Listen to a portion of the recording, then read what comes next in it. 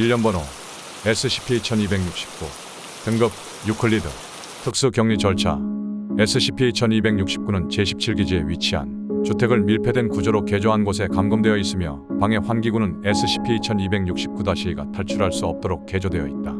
정기적으로 이루어지는 SCP-1269-1과의 대화나 의사소통은 가능하다면 내부 전화를 통해 이루어져야 한다.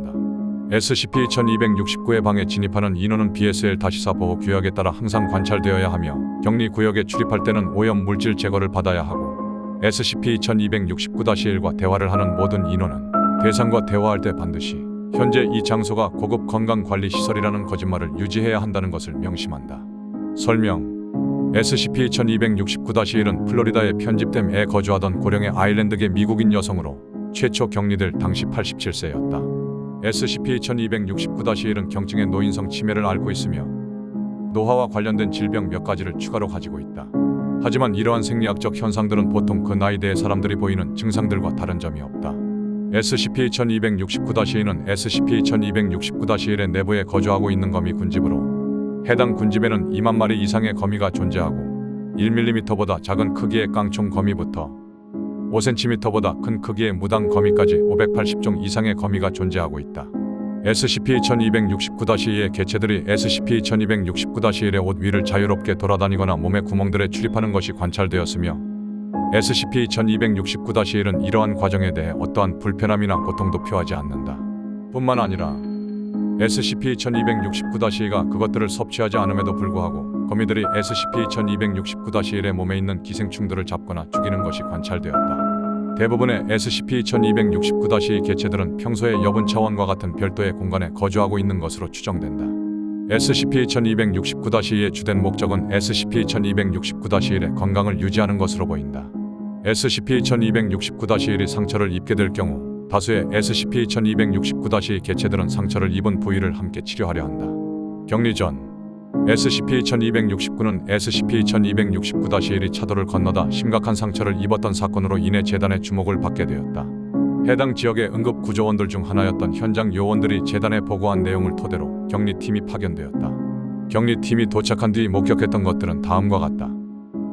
수십 마리의 커다란 무당 거미들이 SCP-1269-1의 잘린 상처를 치료하기 위해 거미줄을 이용해 대상의 몸 주위를 돌며 상처를 감고 있었음. 많은 깡총 거미들이 대상의 몸에 있던 깨진 유리나 흙 같은 오염 물질들을 함께 제거하고 있었음. 대상에게 응급처치를 실시한 뒤 대상을 임시 격리 장소로 옮기던 중 의료팀에 의해 추가로 관찰된 것들은 다음과 같다. SCP-1269-1의 두개골 속에 다수의 아주 작은 도토리 거미들이 파열된 혈관을 치료하고 엉겨붙은 피를 제거하고 SCP-1269-1의 뇌 속 피가 흐르는 것을 유지하고 있었음. SCP-1269-1의 흉곽에 수많은 왕거미들이 있었고 알 수 없는 방법을 통해 대상의 폐와 심장을 자극하고 있었음. 의료팀의 보고에 따르면 대상의 초기 격리 과정에서 2번의 심장 정지가 있었으나 왕거미들이 했던 어떠한 조치들로 인해 정지 직후 소생하였다고 함. 대상이 입었던 상처들이 매우 심각했음에도 불구하고 SCP-1269-1은 결국 완전히 회복했고 최초 격리된 후 현재까지 비교적 건강한 상태를 유지하고 있다. SCP-1269-1의 현재 상태가 비교적 양호함에도 불구하고 대상은 말을 할 수 없거나 재단의 요원들과 대화를 할 의지가 없는 것으로 보이며 재단의 요원들이 실험을 위해 SCP-1269-2 개체 몇 마리를 데려갈 때는 약간의 불안 증세를 보였다. SCP-1269-1이 서면으로 여러가지 물품들을 요청했지만 격리 요원의 판단에 따라 뜨개질용 물품을 제외한 물건들은 제공되지 않았다. 부록 2269-1 면담 기록에 실시됨. 해당 기록은 현지의 경찰로 위장한 요원이 사건 직후 외 주변에 살고 있던 사람과 진행했던 면담에 대한 내용이다. 에 대해 몇 가지 질문 좀 드려도 될까요? 네, 괜찮습니다. 그 할머니 이상하기는 했지만 괜찮은 분이셨는데 그 일은 정말 딱한 일이었죠. 할머니께서 좀 더 나은 삶을 사셨어야 했는데. 그 분에 대한 걸 말해 주실 수 있나요? 많지는 않지만 그러죠. 저는 이곳에서 한 14, 15년 정도 살았는데 할머니께서는 그 전부터 살고 계셨어요.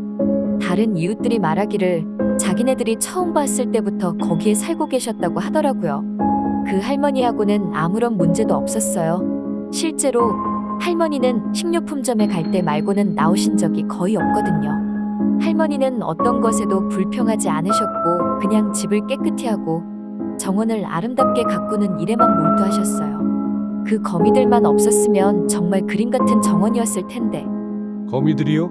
그 할머니는 거미들을 키웠어요. 사실 별로 신경 쓴 적이 없어서 자세히는 모르겠는데 할머니가 정원에서 모으고 키웠던 거미들이 되게 많았어요. 아마 거기 나무들도 전부 할머니 거였을 거예요.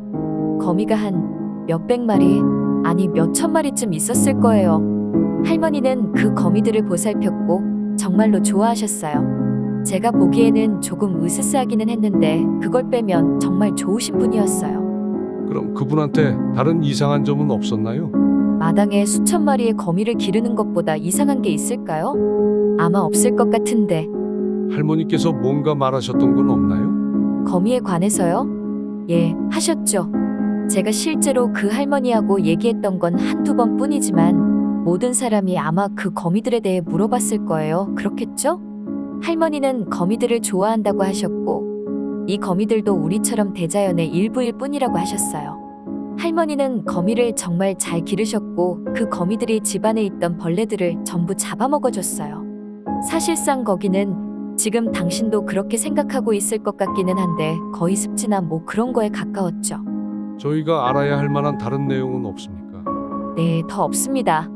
제가 말했지만 그 할머니는 정말 좋으신 분이었고 그 사건은 정말 비극이었어요.